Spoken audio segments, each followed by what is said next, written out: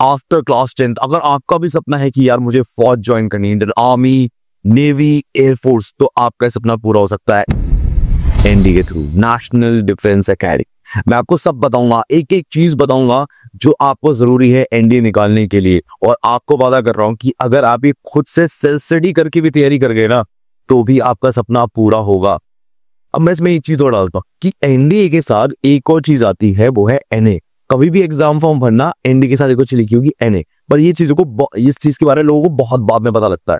NA मतलब होता है नेवल एकेडमी, ठीक है। अब नेवल एकेडमी में और एनडीए में क्या फर्क है? देखिए, एनडीए में प्रॉपर आपको आर्मी में, नेवी में और एयरफोर्स में ज्वाइन कराते हैं, बट इसमें क्या करते हैं कि आपको खाली नेवी ज्वाइन करने को मिलेगी, प्लस आपको बीटेक भी कराई जाएगी। ये एक बहुत बड़ा एडवांटेज होता है एनए का, जो लोग स्किप कर देते हैं, ठीक है ना। ये कहानी। अब अगर एनडीए निकालना है तो आपके पास रिटन प्लस एसएसबी दोनों निकालना पड़ेगा। अब ना आप थोड़ा हवा सुनोगे कि यार ये ऐसी है, ये ऐसे, मैं आपको सारी चीजें समझाऊंगा। कट 3 2 1 को आप ना कई बातें सुन लूंगी रिटन और एसएसबी के बारे में। हो सकता है आपने ये सुना हो कि रिटन बहुत आसान होता है, वेरी इजी, और एसएसबी बहुत टफ होता है, आपने सुना होगा। बट मैं आपको बता दूं, दोनों की टफनेस काफी ज्यादा है। देखिए, इसमें आपकी संख्या है 5 लाख में से मात्र 10,000 बच्चे रिटर्न निकालेंगे, ठीक है ना। ये बात, इसके बारे में डिटेल में आगे बात करेंगे। और एसएसबी के केस में 10,000 में से अराउंड 400 प्लस एकेडमी ज्वाइन करेंगे, क्लियर है। तो इसलिए एग्जाम टफ माना जाता है। प्लस एक अफवाह और है एसएसबी के रिगार्डिंग कि एसएसबी ना 5 दिन का जो प्रोसेस होता है उसमें बच्चे को कभी भी निकाला सकता है। मतलब 5 डेज तक वो आपका इंटरव्यू लेते हैं, आपको टेस्ट करते हैं साइकोलॉजिकली, माइंड से सब। और इसमें कई दिन होते हैं, first day, second day, third day, fourth day, fifth day. तो इसमें बच्चे को सिर्फ 2 बार ही निकाला जाता है, या तो फर्स्ट डे निकाला जाता है, ठीक है, इसे हम कहते हैं स्क्रीनिंग, और एक होता है फिफ्थ डे जिसे हम कहते हैं कॉन्फ्रेंस। इसमें 2 ही स्टेजेस होती है, स्टेज 1 एंड इस पूरे को कहते हैं 2 लेके 5 तक स्टेज 2। ये सारी चीजें आपको समझ में आनी चाहिए, तभी आप ये समझो कि आपका सपना पूरा होगा। अब ये सबसे अच्छी बात है कि इतनी कम उम्र में आपको ये बताए कि आपको फौज ज्वाइन करनी है एनडीए। और ऐसे बच्चों का सपना 90% चांसेस है कि पूरा होता ही है, क्योंकि क्लैरिटी तो आ चुकी है ना। और वो इतनी कम उम्र में इसकी डिटेल लेने यूट्यूब पे आया है।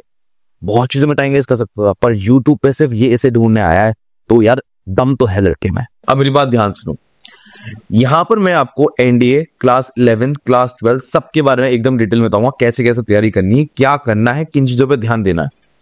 अब मुझे एक बात याद आ रही है, जब मैं जनरल वीके सिंह साहब से मिला था, रिसेंटली मिला था मैं, ठीक है।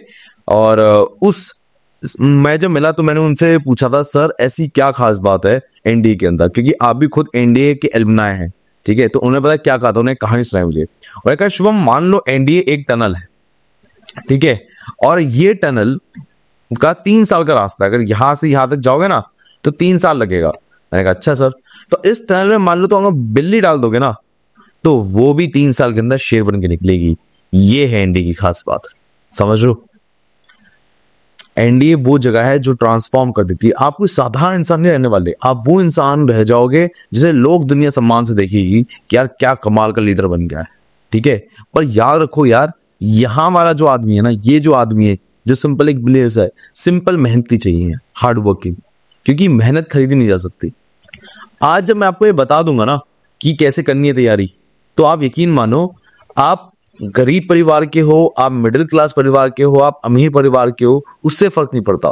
बट यहां से आप कितनी मेहनत कर लोगे अपने सपनों को पाने के लिए, उससे फर्क पड़ता है कि आप सपना जियोगे कि नहीं जियोगे। मेहनत खरीदी नहीं जा सकती, प्लीज इस बात को माइंड कर लो। तुम्हारे सपने पूरे होंगे, पर शर्त यह है कि तुम्हारे पास ये हो।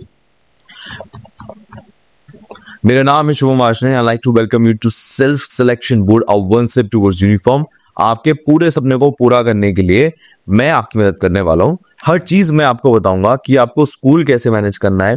मैं आपको ये भी समझाऊंगा कैसे आपको इस बात का ध्यान रखना है कि आप एनडीए का सिलेबस मिस आउट ना कर दो, पीछे ना रह जाए आपका, और कैसे आपको टाइम टेबल बनाना है मैं आपको ये भी बताऊंगा। और याद रखिए, आप अमीर बाप के बच्चे हो या गरीब बाप के बच्चे हो, याद रखो आपको 1 पैसे का भी धैले का फर्क नहीं पड़ेगा। मैं इस तरह से तैयारी बताऊंगा आपको, क्लियर है। कुछ चीजें ऐसी होंगी जो रिच किड या मिडिल क्लास अफोर्ड कर सकते हैं, बट याद रखना जो चीज मैं बता रहा हूं एकदम फ्री है, बस तुम्हें लगाते काम करते जाना है और वो हो जाएगा, ठीक है। अच्छा एक बात और, ओसवाल की कुछ बुक्स का मैं जिक्र करूंगा, याद रखना वो शॉर्ट रहती है मार्केट में, तो आपको समय लेते ही ले लेना है उसे। ये कंप्लेन नहीं करनी कि वो मिल नहीं रही है। आपको जो नंबर यहां पर दिए जा रहे हैं ना, ये नंबर्स जो आपको यहां पर स्क्रीन पे कई बार देखने को मिलेगा ये वाला, उस पर आप ये प्लीज कॉल मत कीजिए कि फनाला बुक नहीं मिल रही है, क्योंकि उसमें मेरे पास पावर नहीं है, ठीक है ना। आपको बस समझना है कि हर हाल में जो भी आप काम कर रहे हो उसमें आपको टाइमली हर चीज पे ध्यान देना है, चाहे वो बुक्स खरीदने में हो चाहे वो कुछ हो, तो प्लीज मेक श्योर। चलिए आगे बढ़ते हैं, ये वो बुक्स हैं, चलिए बाद में बात करेंगे। देखो भाई 5 लाख बच्चे हैं जो एनडीए का फॉर्म भरते हैं हर साल, और उसके आधे बच्चे ही एग्जाम देने आते हैं, बाकी 50% हॉलीडे मारते हैं, भैया छुट्टी, भैया हमसे नहीं होगा, हम नहीं जा रहे। उसके बाद मात्र 1,50,000 बच्चे ऐसे होते हैं जिन्होंने प्रिपरेशन कुछ करी होती है, और उसमें भी अगर लड़का लड़की का फर्क कर दूं तो भैया लड़कियों की संख्या करीबन 50,000 हो जाती है, लड़कियां का भी करीबन 50% हो जाती हैं, और जो लड़कों की संख्या रहती है वो रहती है 75,000 रहती है। नाउ अगर आप इस बात की जिद पाल लो कि आपको करना है, तो 75,000 जो बॉयज हैं और जो करीबन 50,000 लड़कियां हैं गर्ल्स, उसमें से निकल के आना कोई बड़ी बात नहीं है। बात समझ आ रही है? आप कहोगे सर वो 25% का आ गए, भाई सर अगर आप कहोगे 70,000 प्लस 50,000 का अगर आप प्लस करोगे तो कोई भी उसे कहेगा सर 1,20,000 हुए। यकीन मानिए जो बाकी 30,000 बच्चे ना, ये वो 30,000 हैं जो जेई की तैयारी कर रहे थे और मुंह उठा के यहां पर भी आ गए, ठीक है ना। पर असली कंपटीशन इन लोगों से, क्लियर है? हाँ सर बात तो समझ में आ रही है आपकी। अब आप लोग ना बहुत ज्यादा इस बात से परेशान रहते होंगे, एनडीए आईआईटी, आपके घर के आसपास सब लोग मम्मी पापा सब लोग आईआईटी आईआईटी आईआईटी कहते रहते होंगे। बच्चा एनडीए में नहीं हुआ, आईआईटी में बहुत सारे ऑप्शन है, आईआईटी में नहीं होते तो बहुत सारे आपको कॉलेजेस मिल जाते हैं, ठीक है। अब आपको समझना पड़ेगा आईआईटी और एनडीए में जमीन आसमान का फर्क है। मतलब आईआईटी का जो क्वेश्चन पेपर लेवल होता है वो पूरे मतलब बहुत ऊंचा है, और एनडीए का बहुत नीचा है, बहुत लो है, ठीक है। बहुत फर्क है एनडीए और आईआईटी के अंदर। अब आपको समझना है कि आईआईटी की तैयारी आपको थोड़ी सी करनी होगी, वो क्यों करनी होगी मैं आपको समझाता हूं। एनडीए की तरह एक और एंट्री होती है 12th क्लास के लिए, वो होती है टीईएस, टेक्निकल एंट्री स्कीम। इसकी हमको तैयारी करनी है। अब देखो समझो, एनडीए एक तो ये कारण है इस वजह से पॉपुलर है कि आज तक जितने भी chief of army staff, general, marshal या एडमिरल हुए हैं वो एनडीए से हुए हैं। आपको क्या करना होता है टीईएस एंट्री के लिए? सबसे पहले तो आपको ये काम करना होता है कि किसी भी हाल में 60% तो मार्क्स लाने, बट आपको कोशिश करनी है कि 85% से मार्क्स कम ना हो, क्योंकि ये लोग ना एक लिस्ट निकालते हैं, उस लिस्ट में जिस बच्चे के नंबर 85% मिनिमम होते हैं उसी को सिलेक्ट करते हैं। मतलब क्वालिफिकेशन यही है कि 60% होने चाहिए, पर अगर आपको डायरेक्टली एसएसबी का कॉल चाहिए तो आपको सिंपल 85% लाने पड़ेंगे। मैं और सिंपल भाषा में समझाता हूं टीईएस में होता क्या है। टीईएस आर्मी के लिए भी होती है और टीईएस नेवी के लिए भी होती है, ठीक है। आप इसमें क्या होता है, 12th पास करने के बाद आपको सिंपल फॉर्म भरना पड़ता है। फॉर्म में आपको अपनी परसेंटेज लिखनी पड़ती है। परसेंटेज अगर 85% प्लस हो जाती है तो वो आपको डायरेक्ट एसएसबी के लिए कॉल करते हैं, ठीक है। अब 85% के साथ उन्हें एक चीज और चाहिए, क्या? उन्हें चाहिए जेईई मेंस के नंबर, ठीक है। इसमें जेईई मेंस के नंबर अगर मैं बोल रहा हूं तो झूठ बोल रहा हूं, समझो मेरी बात। यहां पर कहीं लिखा है नंबर? नहीं लिखा है। उन्हें कहा है सिर्फ कैंडिडेट अपीयर्ड होना चाहिए। अगर वो बच्चा अपीयर्ड है तो वो एलिजिबल है, और मिनिमम 85% तो चाहिए ही चाहिए। ये बात आप समझिए, ठीक है ना। कट ऑफ जो आपकी निकाली जाती है कि कौन बच्चा एसएसबी देने आएगा, वो 12th के परसेंटेज पे दी जाती है। और 85% किसमें चाहिए? वो चाहिए आपके फिजिक्स, केमिस्ट्री, मैथ्स, और कोई सब्जेक्ट नहीं माना जाएगा। क्लियर है? आई थिंक आपको मेरी बात समझ में आ गई है, ठीक है। अब यहां से हम आगे चलते हैं जरा। यहां पर ना एज का रिलैक्सेशन है। अगर आप एनडी की एज देखेंगे तो 16.5 साल से 18.5 है, और यहां पर 19.5 है। देखो जरा यहां पर ध्यान से, यहां पर देखिए कहां तक 18.5 साल तक थी। पर वहीं आप देखेंगे कि टीईएस एंट्री के अंदर जो एज का रिलैक्सेशन है वो 19.5 तक है। तो आपके पास ज्यादा एसएसबी आ गई, और वो भी बिना एग्जाम दिए। क्लियर है? तो यहां पर ध्यान देना, साल में 2 बार टीएस होता है, समझो मेरी बात, साल में 2 बार टीएस होता है, एक बार अराउंड मई के आसपास, एक दिसंबर के आसपास। तो आर्मी का आ गई दो एसएसबी, और नेवी का भी ऐसे ही होता है, मई के आसपास और एक आपका दिसंबर के आसपास। ठीक है, तो यहां पर आ गई टोटल 4 एसएसबी आ गई आपकी एक साल के अंदर। तो आपको याद रखना है कि आपको पढ़ाई ढंग से करनी है, स्पेशली क्लास 12th की, तभी हो पाएगा। नाउ मैं जो आपको बताने जा रहा हूं वो आपको एग्जाम में दिखेगा, ये उसका सबूत है, तो प्लीज नोट करते जाना। तुम बहुत, सच में बता रहा हूं, तुम क्लास 11th वाले ना, मैं कह रहा हूं बहुत लकी हो। 2 साल बहुत होते हैं एनडी की प्रिपरेशन करने के लिए। मेरे पास जितने लोग आते हैं ना नॉर्मली, वो आते हैं 12th क्लास में आ गए, अब बॉम्ब फोड़ रहे हैं कि एग्जाम निकालें तो कैसे निकालें। ये हरकत आपको नहीं करनी, ध्यान रखना। अब आगे समझो मेरी बात। एनडी के 2 पेपर हैं, पेपर 1, पेपर 2। जो पेपर 1 है ना और पेपर 2 है, उसमें एक बहुत बड़ा अंतर है। क्या? उसमें जो मैथ्स का एक पेपर है, उसका एक क्वेश्चन होता है 2.5 का, और जीएटी होता है 4 नंबर का। आपको समझना यह है कि आप जब तैयारी कर रहे हो, ध्यान सुनना, आप जब तैयारी कर रहे हो, आपको मोर फोकस इस पे ज्यादा देना है, और इस पे अगर आप 1-2 घंटे भी दोगे तो भी चल जाएगा, पर मैथ्स पे फोकस देना है। आप किसी भी बड़े भैया से पूछना, वो बताएंगे कि 3 से उनका अगर एनडीए नहीं निकला है, दोबारा बोलता हूं, अगर उनका एनडीए नहीं निकला है तो एकमात्र कारण है ये मैथ्स। जीएटी जो है ना वो आसान है, इनफैक्ट अभी बिना पढ़े भी जाओगे ना तो आपके 150 मार्क्स तो आराम से आ जाएंगे, मेरा आपको पता है। सो प्लीज मेक श्योर कि आप इस पे बहुत फोकस करो। मैं आपको एक एक चीज बताऊंगा, प्लीज करना जरूर। अच्छा, एक बात मैं और कर दूं एज के बारे में। देखो, इसकी एज जो है ना वो है 15.5 से लेके 18।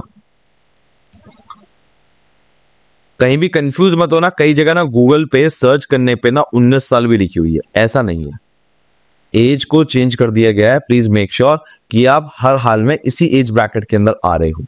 ठीक है, अब मेरी बात ध्यान समझो, एग्जाम की कट ऑफ कितनी आती है। देखो यार, एग्जाम है टोटल 900 नंबर का, और 900 में से अगर आप इस रेंज में आपके नंबर आ रहे हैं तो ये समझो कि आपका एग्जाम निकल जाए। पिछले 3-4 साल से तो जो कट ऑफ आ रही है वो 300 के नीचे आ रही है, और 300 के नीचे जो कट ऑफ आ रही है, इसका मतलब ये है कि आप अगर 900 में से 300 लेकर आ रहे हो तो आप अप्रोक्सीमेटली 1/3 मार्क्स लेकर आ रहे हो। कितना कह रहा हूं मैं? 1/3, और 1/3 बहुत कम नंबर होते हैं। बात क्लियर है? आगे देखो जरा। अब तैयारी की ना एक रोड मैप समझो। अगर मैं एक बच्चे से कह रहा हूं कि तू क्लास 11th का है, तो मुझसे एक्सपेक्ट कुछ चीजें कर रहा हूं। मैं तो चाहता हूं रोज मैथ्स पर, रोज इंग्लिश पर, जीएटी में साइंस और ज्योग्राफी पूरा फोकस कर, और जब करंट अफेयर करने की बारी आएगी 6 मंथ की करनी है, बट 6+ मंथ की और करो। ऐसा होता है करंट अफेयर पढ़ने की आदत लगती नहीं है, और करंट अफेयर लगने की आदत ढंग से लगी नहीं तो लंका लग जाती। इसलिए पहले 6 महीने में करंट अफेयर पढ़ने की आदत लगाओ, और अगले 6 महीने में पूरे जान लगा देना कि भैया पूरी जान लगा दी है, वो करना है। क्लियर है? मैं आपको बताऊंगा हर चीज कैसे करनी है, पर ये प्रॉपर रोड मैप होगा। अब इस रोड मैप के अंदर आपको ध्यान रखना है कि पॉलिटी को हाथ नहीं लगाना, इकोनॉमिक्स को हाथ नहीं लगाना, हिस्ट्री पे सबसे ज्यादा मेहनत करनी है। ठीक है, अब ये ऑप्शनल है। अच्छा, इसमें एक चीज में थोड़ा चेंज करता हूं, एक सेकेंड, हल्का सा चेंज है। चेंज क्या है? ये एक सेकेंड, जरा रबड़ में ले लूं अपनी।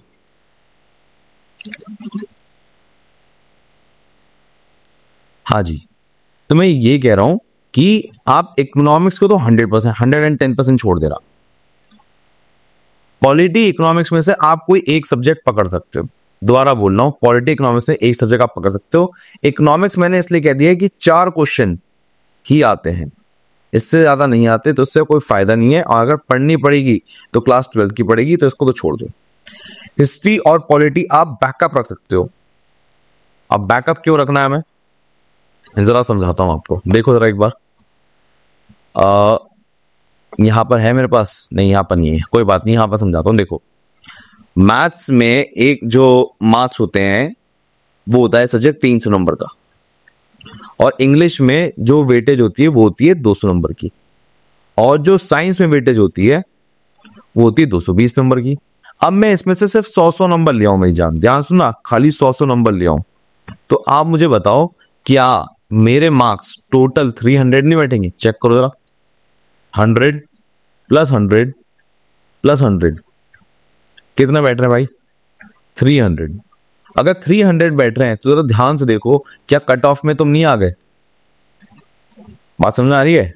हमने ज्योग्राफी करंट अफेयर जो रखी है वो प्योर रखी है कि मान लो कट ऑफ मतलब एग्जाम का पैटर्न चेंज हो जाए किसी वजह से, तो ज्योग्राफी करंट अफेयर हमें बचा ले। तो इसका हमारा वेटेज रहता है 120 से लेके अराउंड 150 तक। ये हमारा ज्योग्राफी का करंट अफेयर का वेटेज रहता है और ये हमें बचा सकता है। सोचो 300 प्लस 120 कम से कम ले लिए तो भी ये 420 बैठेगा। क्लियर है? टाइम बच रहा है तो हम हिस्ट्री या पॉलिटी में से एक सब्जेक्ट पढ़ लेते हैं जिसका वेटेज अराउंड 80 के आसपास रहेगा, अराउंड 500। पर इकोनॉमिक्स ना करना ज्यादा बेहतर है। समझ लो मेरी बात। और आपने ध्यान रखो, दोनों में से एक सब्जेक्ट करा है, दोनों नहीं करे। कायदे में आपने 2 सब्जेक्ट छोड़ दिए। अच्छा, मैं क्या छोड़ना पसंद करता हूं? मैं हिस्ट्री छोड़ना पसंद करता हूं कि हिस्ट्री मुझसे याद नहीं होता, तो मेरे पास ऑप्शन रहता है पॉलिटी का। पॉलिटी थोड़ा लॉजिकल रहता है इसलिए मुझे पसंद है, बट आप कोई भी चूज कर सकते हो। मैं आपको पूरा एकदम डिटेल में बताऊंगा, ठीक है?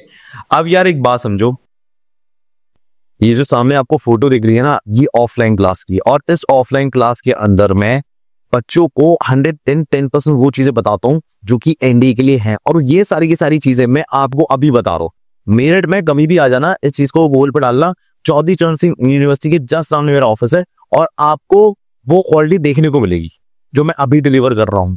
हर चीज बारीकी से बता रहा हूं एकदम। तो आपके ऊपर मेहनत है, और अगर तुम्हारा सिलेक्शन हो जाए तो भाई इस वीडियो को भूल मत जाना।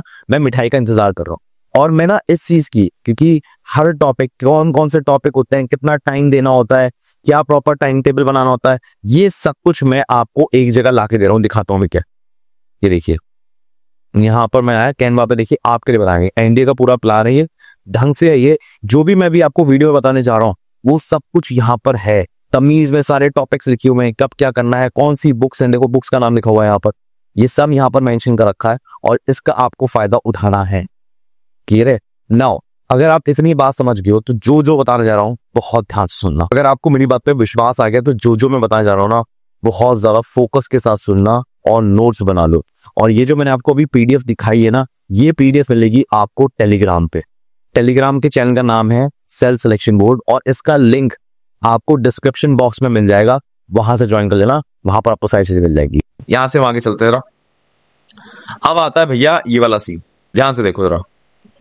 यहां पर आपके पास जो रिजल्ट आपको दिख रहा है ये सब साधारण बच्चों का, एकदम साधारण, इनमें ऐसी कोई खास बात नहीं। इनफैक्ट जो मैं भी हूं ना, वो 60.2% से पास हुआ है।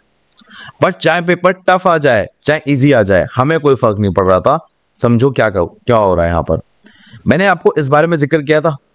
आपको ये समझना है कि ये 3 मुख्य पिलर है, मैथ, साइंस, इंग्लिश। अगर ये 3 पिलर गिरे तो समझ लो एनडीए का सपना टूट गया। तो भैया किसी भी तरह से इनको हमें बचाना पड़ेगा। अब इसे बचाने के लिए हमें करना क्या है, ये बात तो मैंने आपको समझाई थी, याद आ रही होगी आपको। इसी फॉर्मेट को रोज पढ़ना है अगर आप क्लास 11th में। क्लियर है? दूसरी बात यह है कि आपको यह बात समझना है कि आपका ना एग्जाम पैटर्न आता कैसे, बनता कैसे। क्लास 11th में और क्लास 12th के अंदर हमेशा ध्यान रखना है कि जो सीडीएस का पेपर हो रहा है उसको जरूर अटेम्प्ट करना है, क्योंकि जो पैटर्न सीडीएस में होगा वही एनडीए में चेंज होकर आपको दिखेगा। पहली बात तो ये गांठ मान दो, अगर आप ये कर गए आपका आधा काम हो गया। दूसरी बात याद रखो, तैयारी के वक्त इस चीजों को ध्यान रखो कि आपका टाइम कैसे इन्वेस्ट हो रहा है। फॉर एग्जांपल अगर मैं अपना टाइम टेबल देखूं एक एवरेज बच्चे का, तो उसका टाइम टेबल कहां जाता है, 6 घंटे स्कूल, फिर भैया अगर सेकंड की बात करें तो 1 घंटा फिर आराम करता है वो।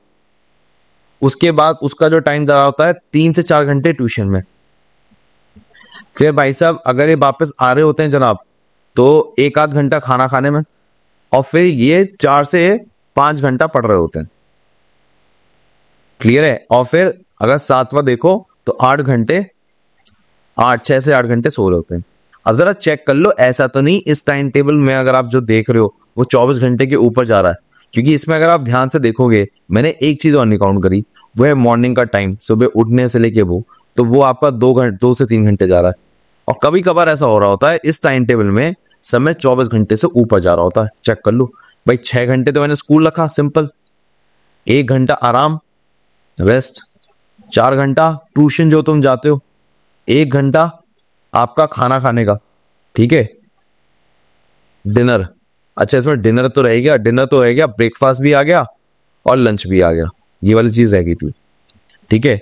आधा आधा 1 1 घंटा मैंने ले लिया उसमें, ठीक। इसमें फ्रेश होना भी ले लिया मैंने, ठीक।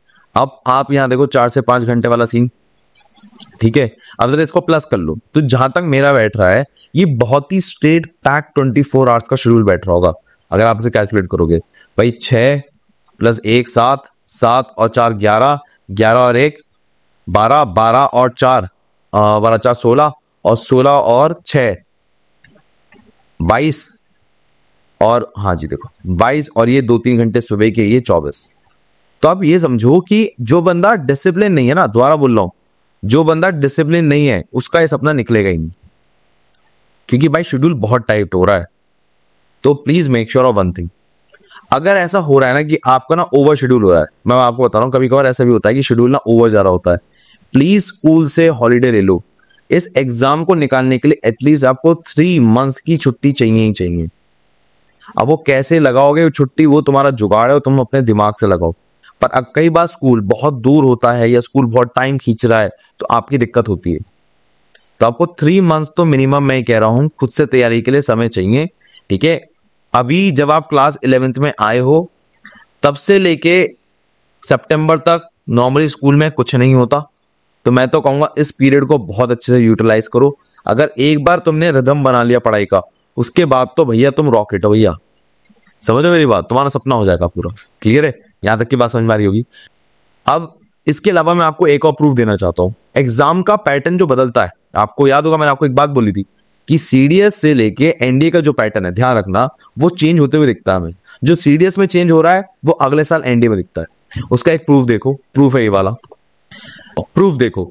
देखो यार, ये जो वर्ड क्लासेस है ना, आप चेक करना, सीडीएस में आया करता था, सीडीएस में, और अब ये भैया एनडीए में देखने को मिल रहा है हमें। बात समझ में आ रही है? तो भैया तुम्हें भी ऐसे ध्यान रखना है, 2 साल के अंदर क्लास 11th में तुम सीडीएस के 2 पेपर देखोगे और 12th में कम से कम तुम 1 पेपर देखोगे। भाई एक तो अप्रैल का आप देख लोगे, एक सितंबर का आप देख लोगे, और यहां पर आप अप्रैल का देख लोगे। सितंबर में आपका खुद का एक एग्जाम होगा, उसके लिए रेडी रहना भाई। अब तुम्हें एक और चीज दिखाता हूं, ये देखो, uses of pair words. CDS 2nd 2023 में आया था, और मुझे ये चीज सीडीएस एनडीए 124 में भी देखने को मिली। बात समझ में आ रही है? तो आप प्लीज खुद जाके चेक करो, आपको समझ में आएगा कि यार क्या फ्रॉड चीज है, ठीक है। ये बात आपको दिमाग में आनी चाहिए। एक बात और देखना, मैं ना आपको इस बात की क्लियरिटी देना चाह रहा हूं कि ये वाली चीज मुझे याद आ रहा है एकदम से, ये मैंने एनडीए 2nd 2023 में भी देखी है, मुझे याद आ रहा है, जिस साल सीडीएस के पेपर में भी चेंज आया था, ठीक है ना। और सीडीएस के पेपर में, ये इस वाले पेपर में खाली नहीं आया था, ये सीडीएस 1 वाले में भी आया था। मुझे और अच्छे से याद आ रही, क्लियरिटी, दिमाग क्लियर है। 1 में भी आया था, 2 में भी आया था, और एनडीए के 2nd में आना शुरू हुआ, और उसके बाद से लेके अब तक आ रहा है। चेक करो, मैं ये बात समझो, अगर आप कर गए तो मजा आ जाएगा। दूसरी बात ये देखो, अब ना पेपर इतना सिंपल नहीं आ रहा, ये आता है लेंदी, मतलब पूरा पढ़ो इसे पैराग्राफ को, पढ़ने के बाद सेंटेंस जो तुम्हें सही लग रहा है वो तुम्हारे एग्जाम में आएगा। अगर आपको ये बात समझ में आ रही कि पेपर टफ है, तो नहीं है, मैं याद दिला दूं, 5 लाख में से सिर्फ 50,000 ऐसे बच्चे थे जो ढंग से पढ़ के आ रहे थे, और उसमें भी जो कट ऑफ आ रही थी, याद रखो, वो आ रही थी 30%। समझ रहे हो? तो सिर्फ और सिर्फ सिंसियर बंदा चाहिए। इस बात से देख के मत घबराओ कि क्वेश्चन कैसे आ रहे हैं, तुम सिंसियर बंदे हो, सारे क्वेश्चन तुम्हें करने ही। हो सकता था कि एग्जाम में क्वेश्चन तुम छोड़ के आते, तुम वो करके आते, इससे आसान होते, बट मैं तुम्हें वर्स्ट के लिए तैयार करना चाहता हूं, ठीक है। If you are not ready to prepare for the worst, तो फिर आप समझ लो कि आप तुक्के में चल लो, जिंदगी में तुक्के में नहीं चलानी, समझ लो, मेहनत पूरी करनी है। अब ये देखो, ये एक्चुअल सिलेबस है साइंस का, जो उसमें आपके रेड मार्क है ना, वो क्लास 11 के टॉपिक्स हैं, क्लास 11 के। कई लोग मुझसे पूछते हैं, सर आर्ट वाले, कॉमर्स वाले या पीसीबी बी वाले क्या वो एग्जाम दे सकते हैं? बिल्कुल दे सकते हैं, पर आप याद रखो, आपको ये चैलेंज एक्सेप्ट करना पड़ेगा कि जो एग्जाम में आ रहा है वो आप पढ़ोगे, और साइंस का बेटे 220 मार्क्स हैं, आप इग्नोर नहीं मार सकते। अगर आप इग्नोर मार रहे हो, आप इसको शॉर्ट हैंड कर रहे हो, तो बहुत दिक्कत है। ऐसा नहीं करना है आपको। ये आपके सपने हैं, अगर आप जज्बा नहीं रख रहे तो कोई और भी नहीं कर सकता आपके लिए। और मैंने एग्जैक्टली बुक का नाम लिख दिया है, गरीब से गरीब और अमीर से अमीर, दोनों की किताबें सेम है। मैंने इसलिए लिख दिया है कि मैं ये बताना चाहता हूं कि देखो, अगर मैं खुद भी ऑनलाइन ऑफलाइन पढ़ा रहा हूं ना, तो भी मैं एग्जैक्टली नोट्स उठा कहां से लाऊं। और तुम्हारे पास अगर रिसोर्सेज नहीं है, पैसे नहीं है, तुम मेरे से नहीं मिल पा रहे हो मेरिट में आकर, तो भैया ये रिसोर्सेज हैं, आके करो। समझो मेरी बात। अगला देखो, ज्योग्राफी। ज्योग्राफी में 9th and 10th आती नहीं है। ज्योग्राफी में ये है 28 टॉपिक हैं टोटल। ये 28 टॉपिक हैं जो आपको एग्जाम में दिखेंगे ही दिखेंगे, हर हाल में दिखेंगे। क्लियर है? इससे जरा आगे चलो। अब आते हैं पॉलिटी में। पॉलिटी में सीन क्या है भाई, आपके पास हमेशा याद रखो 4 क्वाड्रेंट है, और इसी क्वाड्रेंट के अंदर ही आपको सिलेबस करना है। सारी पॉलिटी करने मत बैठ जाओ, सिर्फ इतनी कर लो, आपका बैकअप तैयार है। देखो, मैंने आपको क्या कहा था, मैं हिस्ट्री को चूज नहीं करता, मैं क्या करता हूं, पॉलिटी को चूज करता हूं, क्योंकि मुझे पूरा विश्वास है कि पॉलिटी जो है वो बहुत ही ज्यादा स्मार्ट वे में करने पे मेरा टाइम बच जाता है और मेरे एग्जाम में क्वेश्चन भी आते हैं। क्लियर है? अब इसके बाद आती है करंट अफेयर। करंट अफेयर का पैटर्न रिसेंटली सीडीएस में चेंज हुआ है। सीडीएस में आ रहे हैं 40 क्वेश्चन, और इसका मतलब ये है कि तुम्हारा जो करंट अफेयर है उसका भी पैटर्न चेंज होगा। खाली नेशनल डिफेंस के जो क्वेश्चन थे 14 क्वेश्चन थे अकेले अकेले। तो ये समझ लो कि तुम्हारा भी जो डिफेंस का सेक्टर है वो अब बढ़ेगा, और बाकी ये सारे के सारे टॉपिक्स हैं जो आपको करने। ये आपको अच्छी अच्छी किताबों से पढ़ लो, जैसे कॉम्पिटिशन सक्सेस रिव्यू होता है वो आप पढ़ लो, आपका प्रतियोगिता दर्पण होता है उससे आप पढ़ लो। और याद रखना, ये सब आपके मंथली हैबिट में आने हैं। लास्ट में जब मैं आपको यूट्यूब पे इसी चैनल पे, सब्सक्राइब कर लो चैनल को, इस चैनल पे कराऊंगा, तो आपको याद रखना है कि ये टॉपिक्स आपके ढंग से हो जाने चाहिए। जो मैंने करा दी वो आपको मिलेंगे इसी यूट्यूब चैनल पे। पर मीनवाइल याद रखो, सीएससी और प्रतियोगिता दर्पण एक बार देख और लो। पढ़ने की आदत बड़ी अच्छी होती है ये। कुछ लोग कहते हैं न्यूज़पेपर, अगर आप न्यूज़पेपर पढ़ सकते हो बहुत अच्छी बात है, पर याद रखना, दोबारा बोल रहा हूं, मैं यूट्यूब पे कराऊंगा समराइज फॉर्मेट में, इसे कर जरूर लेना, रिवीजन हो जाएगा पढ़ा, और आपको क्वेश्चन दिखेंगे। क्लियर है? याद रखो, जो पढ़ता नहीं है, दोबारा बोल रहा हूं, जिसकी रीडिंग हैबिट नहीं होती ना, वो ऑफिसर नहीं बच सकता। आप चेक कर लो, एक ऑफिसर हमेशा आपको पढ़ते हुए ही दिखेगा, गारंटी की बात है। क्लियर है? आगे देखो रहा हिस्ट्री। मैं हिस्ट्री को देखो इग्नोर करता हूं, देखो कितनी बड़ा सिलेबस है। ये भी वो है सिलेक्टेड टॉपिक, और इसमें कोई एक किताब नहीं होती। एंशिएंट हिस्ट्री के लिए आर्य शर्मा, फिर उसी में आर्ट एंड कल्चर के लिए नितिन सिंघानिया, और उसके बाद मिडिवल हिस्ट्री के लिए है सतीश चंद्रा। क्लियर है? तो आपको ये बात गांठ बांधनी है कि आप स्मार्टली काम करो। और मॉडर्न हिस्ट्री के लिए है स्पेक्ट्रम। अगर आप ये कर गए, बल्ले ही बल्ले। समझो मेरी बात। अब आते हैं इकोनॉमिक्स पे।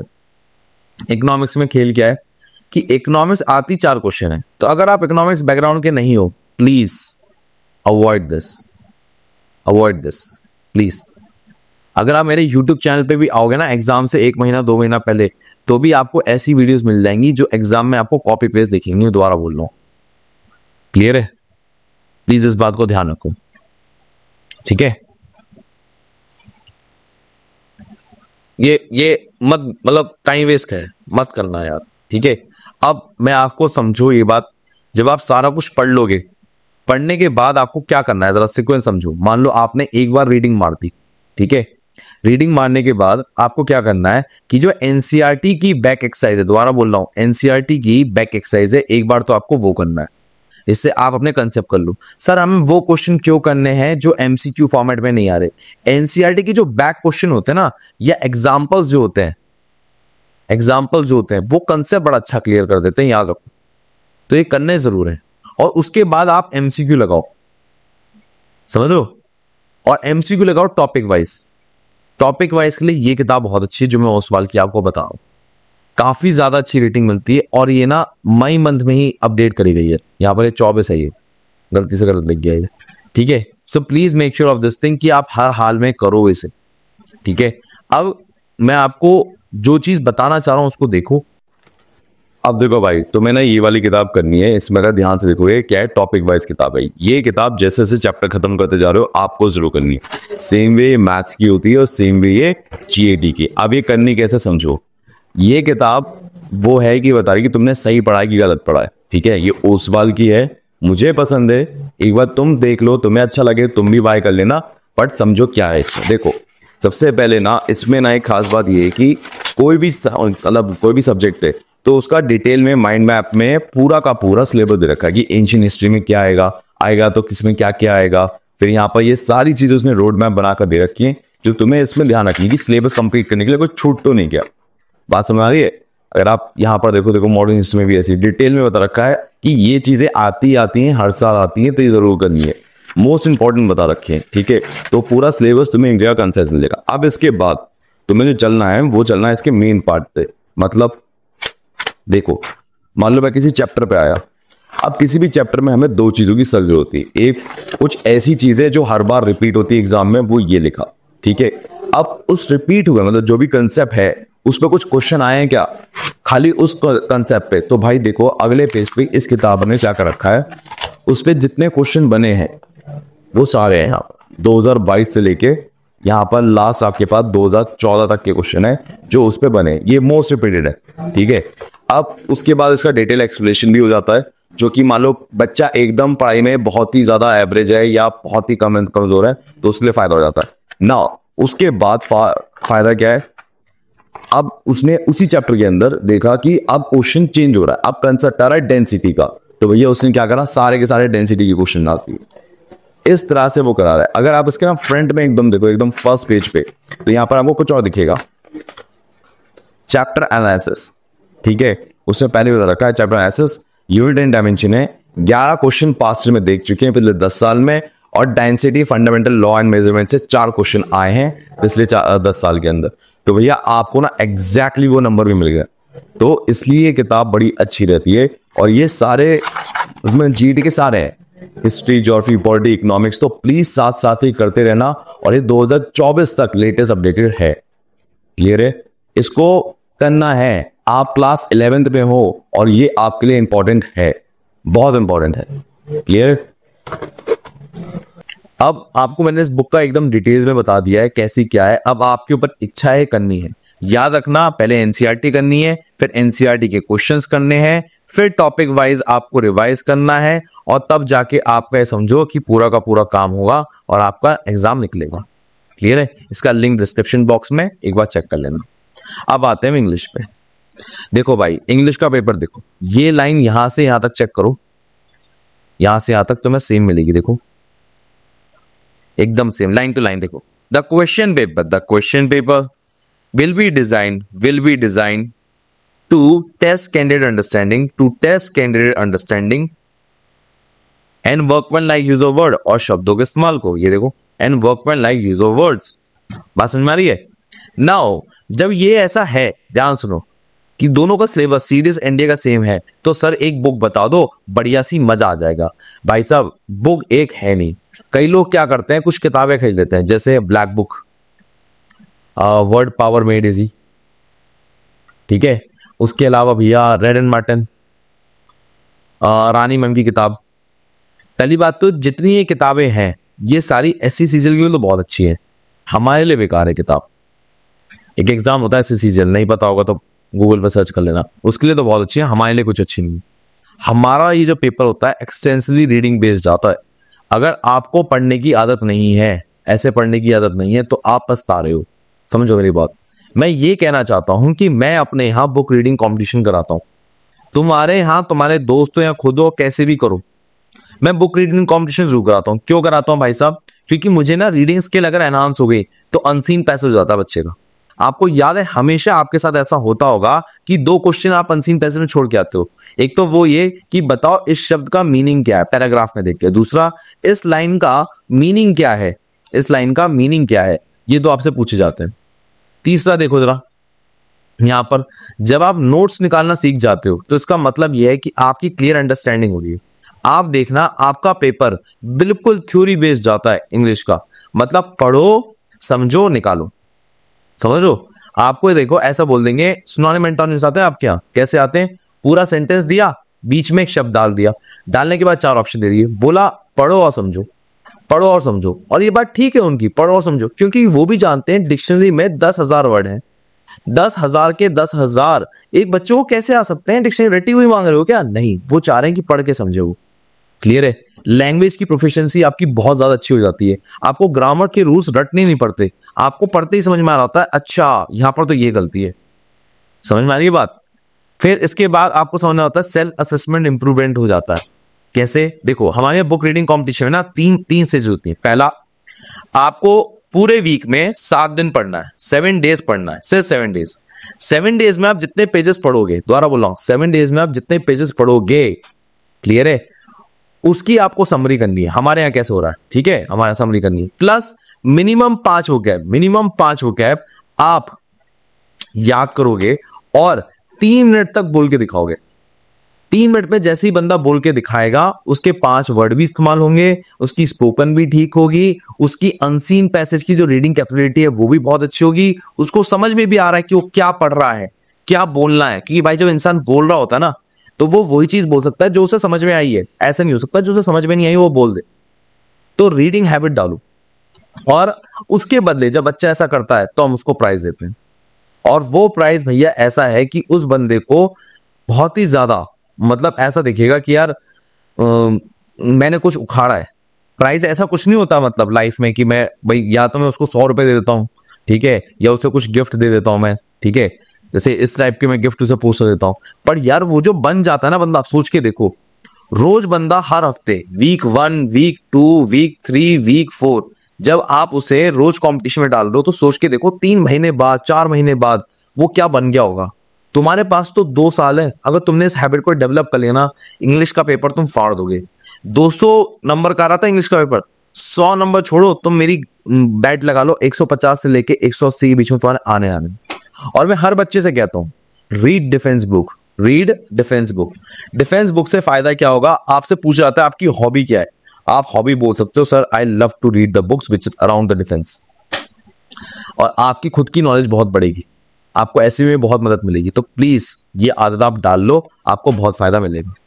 नेक्स्ट यहां से हम आते हैं। देखो मैं आपको सिर्फ सजेशन दे रहा हूं, आपको अच्छा लगे ठीक है। हमारे यहाँ रिटन की तैयारी भी कराते हैं, एसएसबी की तैयारी भी कराते हैं, और मेडिकल की प्रॉपर गाइडेंस भी होती है। और हर बच्चे के लिए याद रखना सिर्फ 30 ही सीट होती हैं, और ज्यादातर अगर सितंबर में बैच स्टार्ट होना है तो जुलाई तक खत्म भी हो जाती है, क्योंकि हम सिर्फ 30 ही बच्चे लेते हैं, और उसमें हर बच्चे के पास 2 टीचर होते हैं। इससे उसके लिए ये दिमाग में रहा है कि मुझे समझ नहीं आया, मेरे पैसे बर्बाद हो गए। नहीं, 2 टीचर इसलिए जिससे उसकी क्लियरिटी और अंडरस्टैंडिंग। मैं आपको पर्सनली मिलूंगा, आपका जो एनडीए का बैच होगा उसमें आपकी 11th की 12th की भी तैयारी होगी, प्लस ये 1 टाइम फी है, एक बार आपने दी उसके बाद आपको सोचना नहीं। गर्ल्स हो आप तो आपके लिए 10,000 रुपए माफ है। और याद रखो डाउट सेशन और मॉक टेस्ट आपको एनडीए लेवल से ऊंचे लेवल के मिलेंगे, ये हमेशा हायर लेवल के करने जरूरी है। कोचिंग की तभी खास बात है जब क्वेश्चन वो कमाल के दे रहा हो, और आपको जो क्वेश्चन मिलेंगे ना वो बेहतरीन होंगे। क्लियर है? इस बात को याद रखना मेरे बच्चे, और ये आपके सामने नंबर है, कभी भी आपको लगे ना आप इस पे बात करना। क्लियर है? हम आपकी मदद जरूर करेंगे, हम इंतजार कर रहे हैं आपका, ठीक है। याद रखो अगर आप यहां पर आ रहे हो ना तो आपको ना ऐसे कोई खतरनाक फीस नहीं देनी। आप किसी भी कोचिंग इंस्टीट्यूट में जाओगे तो 2 साल की फीस आपकी बैठेगी 2 लाख से लेके 3 लाख रुपए या 5 लाख रुपए बैठ सकती है। हमारे यहाँ जो फीस है वो मात्र 50,000, मात्र 50,000 रुपए, बहुत सस्ती है। और अगर आपके साथ कोई फाइनेंशियल इशू हो तो आप प्लीज हमें डिस्कस जरूर करना, इसमें भी अगर कुछ कम हो पाएगा तो हम जरूर करेंगे। अगर लड़का बेहतरीन है, बच्चा बेहतरीन है तो हम जरूर करते हैं उसके लिए, क्योंकि हमें समझ में आता है कि भाई बच्चा अगर सिलेक्शन दे गया ना तो 10 बच्चे और ले आएगा, ठीक है ना। तो बच्चा बेहतरीन होना चाहिए हमारे पास। आगे देखो मैथमेटिक्स की बात करते हैं यार। मैथमेटिक्स में सीन क्या होता है, मैथ्स 2 लोगों के लिए, जिनके पास ऑलरेडी मैथ्स बैकग्राउंड है, दूसरा मैथ्स नहीं है। अब आपको ये बात समझनी है, अगर आपका मैथ्स कमजोर है तो आप अगर तैयारी करना चाह रहे हो तो भैया आपको पहले मैथ्स इस तरह से कर लेना है कि कम से कम मैथ्स के बेसिक क्लियर हो। जब तक बेसिक क्लियर नहीं होंगे तो हम एनडी की मैथ्स की शुरुआत नहीं कर सकते। पहले तो ये बात है। अब मैं क्या कहना चाह रहा हूं, सोच के देखो, जो आर्ट एंड कॉमर्स के होंगे ना उनको ये पता ही नहीं होगा कि x² + x³ होता क्या है। उनके दिमाग में ये आएगा कि भैया ये होता है x⁵, वो ये बोल देंगे भैया 2x⁵, ये बोल देंगे, पर इन दोनों में से कोई भी आंसर नहीं है। या कुछ और बोल देंगे, ये तो सॉल्व ही नहीं हो सकता। तो भाई नॉन मैथ्स वालों प्लीज आपको समय तो देना पड़ेगा। आपका मैथ्स कमजोर था, वो आपका कमजोर पहले होना चाहिए, आप एनडी की तैयारी करते वक्त नहीं। और याद रखो अगर आपका बहुत कमजोर है, please come to Abhimanyu batch, ये ऑनलाइन बैच है और उसमें मैं पर्सनली ही होता हूं आपके लिए, आपका एक एक मैथ्स का कंसेप्ट क्लियर करने के लिए। याद रखो अगर आपके साथ पहले कोई बैठा होता ना, सिट होता आपके साथ, तो आपके लिए दिक्कत नहीं आती। समझ लो, वो 9-10 के वो जो कंसेप्ट थे जो आपके छूट गए हैं, वो आपके क्लियर बैठ के पहले मैं करूँ, तब जाके आप कर पाओगे। बात समझ में आ रही है? सेम अगर खाली आपको खाली मैथ्स भी करना हो ना, तो आप ना एक बार मैथ्स करके देखना मेरे से, आपको समझ में आएगा। इसके लिए आपको ऑफलाइन आने की जरूरत नहीं है, आप घर बैठ के भी कर सकते हो। ठीक है, सिंपल, अगर आप गूगल पे डालोगे ना, गूगल पे कह रहा हूं, प्ले स्टोर पे डालोगे सेल्फ सिलेक्शन बोर्ड, तो आपको मैं मिल जाऊंगा। और याद रखो किसी वजह से आप मेरे से मुलाकात नहीं कर पा रहे हो, ठीक है ना, तो आपको ये खुद भी कर सकते हो। आपको सिर्फ 9th और 10th के, ध्यान से समझना, 9th और 10th के अलजेब्रा और ट्रिगो करना है। अगर आप ये दोनों कर गए तो ये समझो एनडीए मैथ्स के लिए आप रेडी हो। अब आप एनडीए की मैथ्स स्टार्ट कर सकते हो, क्योंकि एनडीए की मैथ्स में ना ये चीजें बहुत ज्यादा आती हैं। मेरे पढ़ाने में सिर्फ एक खास बात है कि मैं वहां पर बच्चे के लिए 100% अवेलेबल हूं, खुद पर्सनली अवेलेबल हूं। मैं उससे बात कर रहा होता हूं, मैं उसकी तकलीफें सुन रहा होता हूं, इसलिए यहां पर एक खास बात होती है इन बैचेस में, अभिमन्यु में और एनडीए मैथ्स वाली क्लास में। क्लियर है? अब यहां तक की बात अगर हो गई है, अब जरा समझ लेते हैं कि एक बार बेसिक क्लियर हो गया तो हमें क्या करना है। हमें स्टार्ट करना है अलजेब्रा से, जिसमें 11th में बहुत ज्यादा ये, फिर ट्रिग्नोमेट्री, इसके साथ इनवर्स ट्रिग्नोमेट्री भी करनी है, छोड़नी नहीं है। एक क्वेश्चन आता है पर आता जरूर है, करना है, आसान है। उसके बाद आपको करना है ज्योमेट्री। ज्योमेट्री में आप हाइपरबोला और पैरा इलिप्स, ये चाहे ये दो टॉपिक आप छोड़ सकते हो, हाइपरबोला और इलिप्स। क्लियर है? उसके बाद करना स्टैटिस्टिक्स। याद रखना कैलकुलस करना है, कैलकुलस में एओडी करना है, लिमिट्स करना है, डिफरेंशिएशन करना है। अगर आपके पास समय ना बचे, क्योंकि हो सकता है इतना कुछ बताने के बाद भी कुछ ना कुछ तैयारी में कमी बच जाए, तो इंटीग्रेशन छोड़ देना। दोबारा बोल रहा हूं, इंटीग्रेशन छोड़ देना। इस बात को गांठ बांध लो, आपकी ऐश हो जाएगी। क्या बोला मैंने, दोबारा ध्यान सुन लो। मैंने ये इंटीग्रेशन वाला जो पार्ट था, कहां गया, ये वाला, इसको मैंने छुड़वा दिया है, ठीक है, और मैंने ये वाला पार्ट छुड़वा दिया, बाकी मैंने कुछ नहीं छुड़ाया। तो कुछ और छोड़ने की सोचना मत, और मुझे फोन करके ये मत कहना सर मैं ये छोड़ दूं, मैं वो छोड़ दूं, नहीं। आप बस इतना ही छोड़ सकते हो, इससे ज्यादा कुछ नहीं छोड़ना। क्लियर है? अब एक बात और गांठ बांध दो, मैंने इंटीग्रेशन आपको छुड़वाया क्यों था, क्योंकि वो सिर्फ 2 क्वेश्चन आपके दे रहा है। So please do not waste your time doing the stupid things, जिसकी वेटेज बहुत कम है। पूरे कैलकुलस की अगर आप काउंट करोगे तो आपको 33% मिलेगी, उसमें से इंटीग्रेशन की वेटेज से 2 क्वेश्चन है। तो प्लीज टाइम वेस्ट मत करना, अगर ना हो पाए तो पीछे मत पड़ो। अगर मुझे साधारण बच्चा मिल रहा है, ध्यान समझो, अगर मुझे एक एवरेज बॉय भी मिल रहा है ना, मैं उसको तैयार कर सकता हूं, पर मैं उसको तैयार नहीं कर सकता जो भैया हर बात पे डाउट कर रहा है अपने आप पे। आप इस बात की डीप एनालिसिस कर लो और आपको मिलेगा कि आराम से पेपर क्रैक हो जाएगा अगर बंदा इस स्ट्रैटेजी को कर रहा है। पर प्लीज इस स्ट्रैटेजी को चेंज मत करना, बहुत ही ज्यादा डिफाइंड कैलकुलेशन के साथ बनाई गई है, क्या चाहिए क्या नहीं चाहिए। ठीक है, अब ऐसे ही याद रखना। अब आपकी जो जर्नी होगी कैसे होगी, आप एनसीईआरटी पढ़ेंगे, एनसीईआरटी में मिसलेनियस करना कंपलसरी है। मिसलेनियस के बाद आप जो है आर.डी. शर्मा या आर.एस. अग्रवाल को टच नहीं करेंगे, ये बेकार किताबें हैं, इन्हें छोड़ दो। ठीक है, या तो आप ले लीजिए एनडी की किताब, एनडी की आर.एस. अग्रवाल, वो दूसरी आप पाथफाइंडर ले सकते हो। क्लियर है?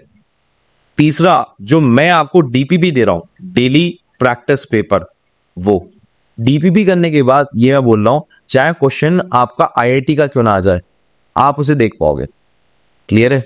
मैं इस तरह से आपको रखूंगा। जो भी बच्चा मेरे से पढ़ रहा है, याद रखना उसको इन चीजों की चीज में नहीं फंसना है जो मेरे से पढ़ने की सोच रहा है। क्यों मैं कह रहा हूं, क्योंकि उसका लेवल ऐसे उठाएगा कि मैं मान रहा हूं उसे कुछ भी नहीं आता, खाली मैथ्स आती है, लेवल 0, फिर कंसेप्ट क्लियर कर जाएंगे लेवल 1 में। क्लियर है? उससे बस ये उम्मीद करी जाएगी एनसीईआरटी का मिसलेनियस कर ले, उसके बाद उसका लेवल 3 होगा, सॉरी लेवल 2 होगा। लेवल 2 में क्या होगा, उसके ना पीवाईक्यूज कराए जाएंगे, जो अभी तक इसका यहां पर आएगा, ये पीवाईक्यूज। पीवाईक्यूज और इंपॉर्टेंट क्वेश्चन कराए जाएंगे, और फिर लास्ट में आएगी डीपीपी। बात समझ में आ रही है? यहां पर इनके केस में एनसीईआरटी, मिसलेनियस, फिर ये वाली किताबें, फिर पीवाईक्यू, ये चलना है। इनके अलावा किताबों को टच मत करना, टाइम वेस्ट बहुत हो जाएगा। पीवाईक्यू के लिए याद रखना ये वाली किताब है जो आपको जज में लेनी है, और मैं इसके बारे में डिटेल में दिखा रहा हूं, समझ लो। अब हम बात करते हैं मैथ्स की। देखो यार, अब तुमने मैथ्स करने में जो तुमने कंसेप्ट सीखे ना, उन्हें तुम्हें टॉपिक वाइज करने हैं। याद रखो, कभी भी क्वेश्चन रिपीट नहीं होते, सिर्फ कंसेप्ट रिपीट होता है, और कंसेप्ट रिपीट का तुम्हें एक पैटर्न होना पड़ेगा।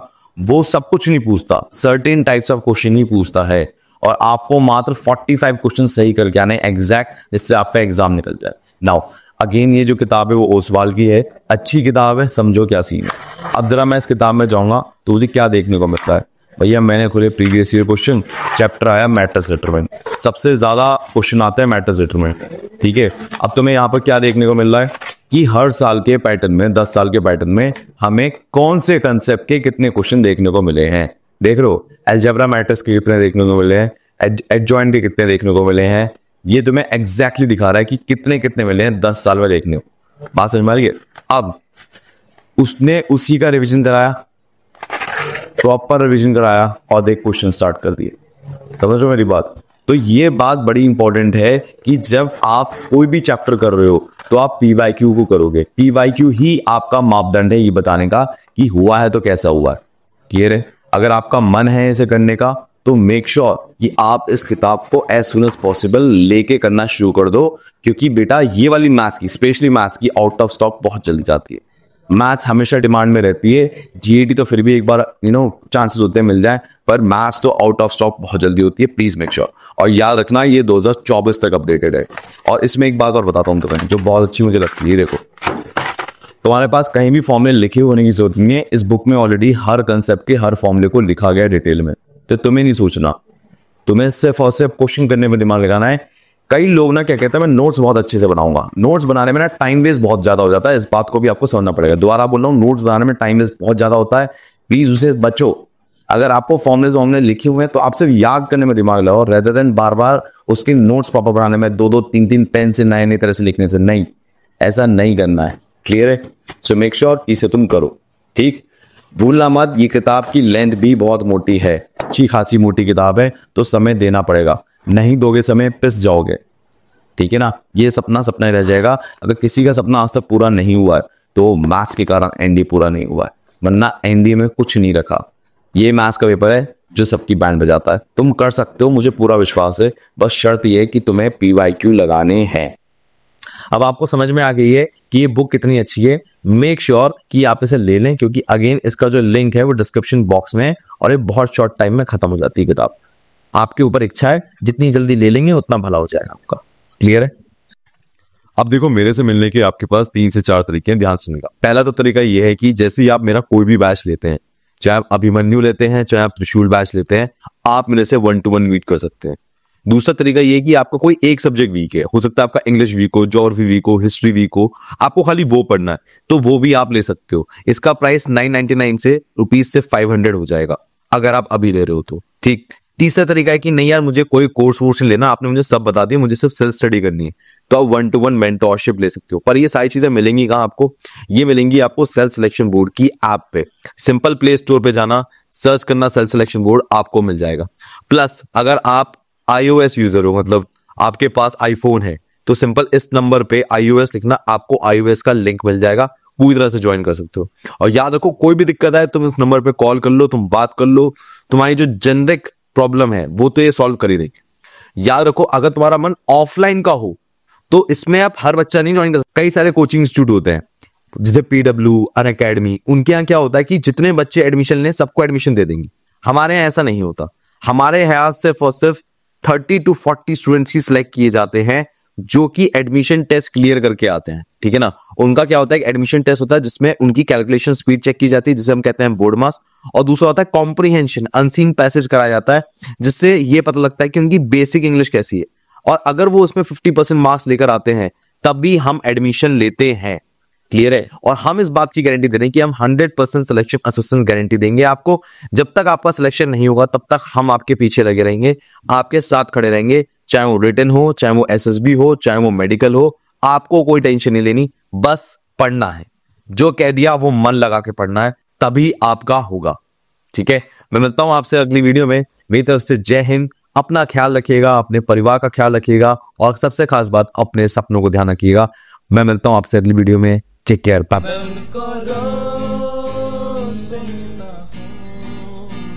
मैं उनको रोज सोचता हूँ।